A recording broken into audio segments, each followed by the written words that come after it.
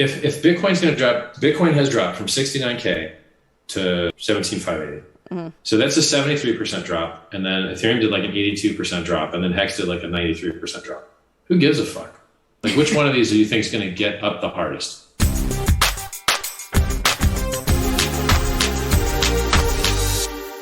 The problem with those physical things are, and this is the same thing that the ballet card does, is they try and get you to believe that some advanced logic went into the creation of the code that's on your thing. And you also have to trust that the seal that seals the code can't be opened and looked at and then resealed. And so you have to trust their math and trust their sealing technology stuff. Or someone could just look at your coin, open it, use the code, empty the money, seal it back up, and you don't know the difference unless you're monitoring the chain constantly, which kind of invalidates the whole point of having the physical thing anyway. Yeah. So now they try to do something similar with hardware security modules, and it was called open dime. I don't like any of these. Basically, the way that I look at it is security is a function of attack surface. And as you add complexity and you add attack surface, you will have more security failures. So I don't like the extra abstractions. I don't want to have to trust anyone else's math. I don't have to trust their sticker. I don't want to have to, I want to trust as few things as possible. Then I have the least errors and the least troubleshooting, and it just works better. But the concept that you could store a physical piece of paper with writing on it has been around for longer than there's been writing. I mean, storing physical items, something birds do and squirrels do. So we know that you can write 12 words down on paper or stamp them in steel or any number of ways. And then it's a question of how complex you want to get with it. Do you want to split your seed words up? Well, if you do that normally, if you lose one set, you've reduced your security. Someone could guess the rest. And so as people discover your seed words, it makes them easier and easier to guess. You can't guess 12, but you can guess 3. So then you use a more advanced sharing system called Shamir secret sharing. And then if one of your things is found, it doesn't reduce the security at all. It doesn't make it easier to guess anything else. But now you've got to learn how Shamir secret sharing works. And then if you're worried about dying, you have to learn how to use trustees and custody and MFN multisig. And so for most people, you really just need to not lose your seed words, not write them down improperly, and put them someplace that only you have access to them. And you're fine. So a safety deposit box for a lot of people is enough. And as the amount of wealth you're protecting goes up, the amount of effort you should put in to secure that wealth should go up. Even if you have a hardware device, you still got to write those seed words down somewhere for when the device fails and you have to back up from scratch anyway. Exactly. Or you lose it. Or so no matter what, it comes down to securing your physical seed words. Network endpoint security is an advanced topic, and I could go real deep if you want me to. But most people don't get hacked. Listen, the good news is most people don't get hacked. The majority of people that get hacked put their keywords on the cloud, or they get SIM swapped, and then the person that stole your SIM card, oh my gosh, now he gets your cloud. Don't put your keys in the cloud ever. And also, don't give them to fake support. We literally, exactly. Like we have every 5 minutes a message. It's like, there is no support in crypto. If anyone's messaging you, scamming you, do not ever give anyone your seed words. When you install MetaMask, it says it 50 times. When you log in, it occasionally says it. We say it constantly, and these idiots, they just can't, like, I try really hard to make everyone safe and help them not get scammed, and they still get scammed. And you're just like, bro, like, they have fake conversations with fake memes. I delete so much spam every day. Every single post I make, there's this fake YouTube video they put that gets people to like,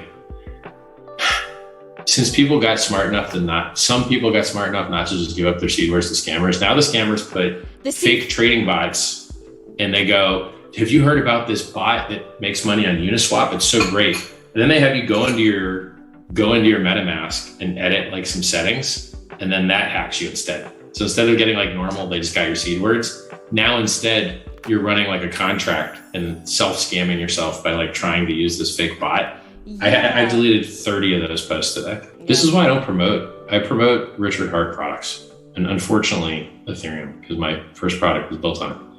But like, I love not promoting all this other crap, rug pull scams. How many influencers promoted Luna?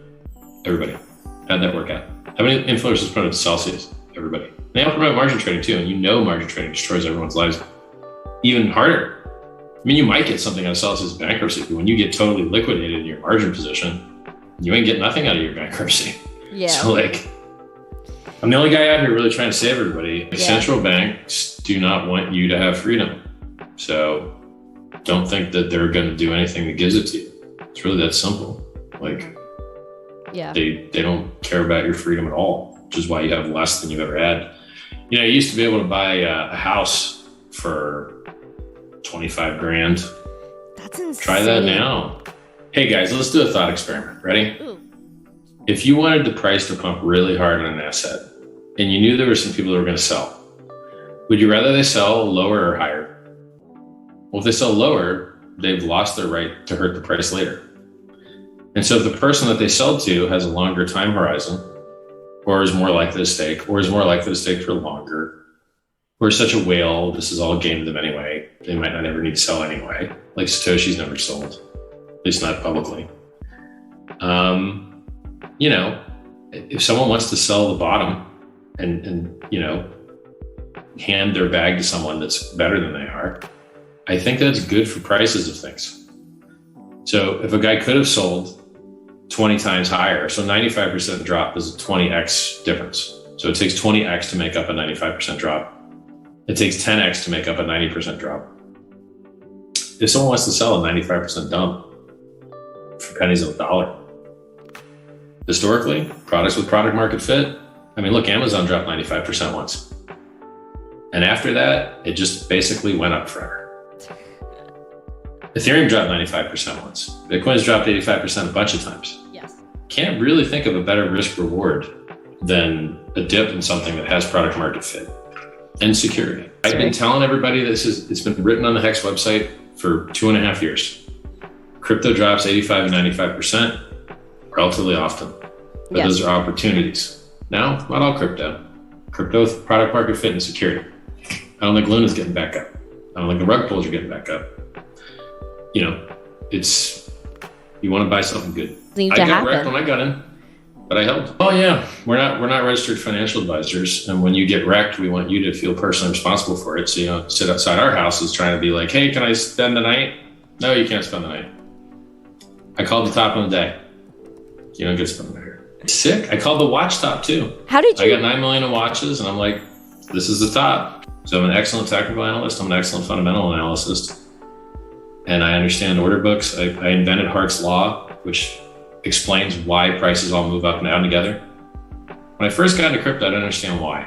I was like, why is it that Bitcoin makes all-time highs the same time alts make all-time highs? Bitcoin makes all-time lows, same time alts make all-time lows. Aren't they substitute products? Don't people have finite economic energy to stick into these things? Shouldn't they be winners and losers amongst these? Why are they so correlated?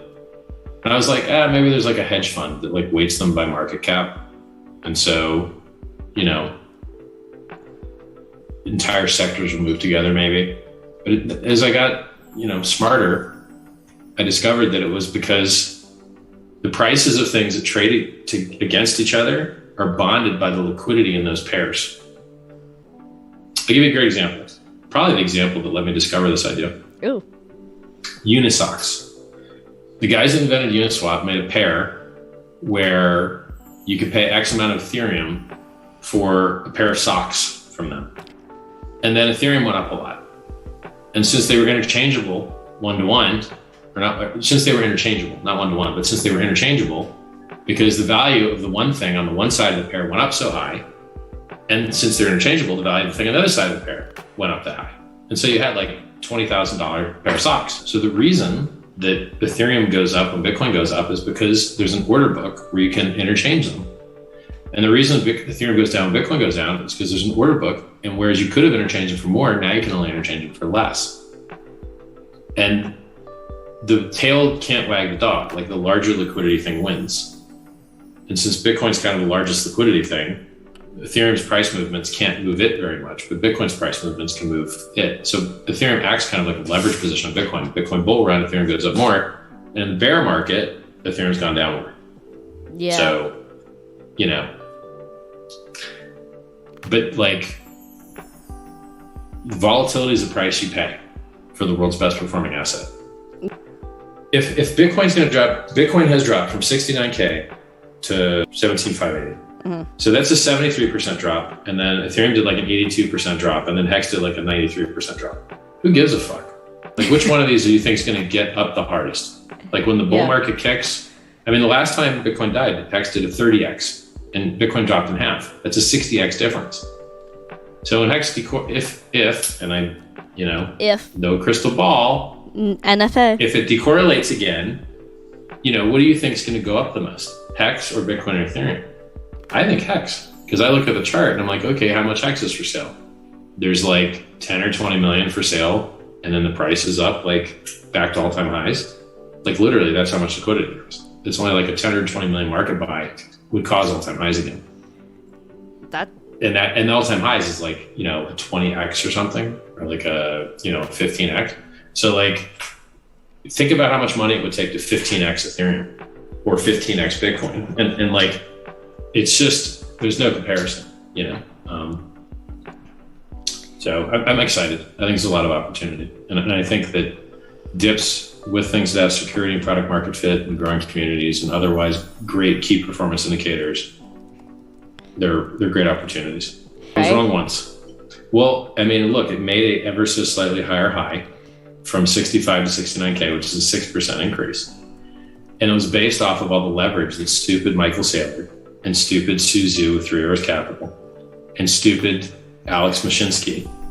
Those guys helped make that second fake weird double top, which Bitcoin's never done before, because they didn't want to believe in the reflexivity of the broken parabola. And they're all wrecked now, idiots. Whereas I'm doing best of my life. I'm doing great. I have high hopes. I want to make the world a better place. I'm doing everything I can to ride around the censorship to do it. I've got free self-help books, t.me/scivive.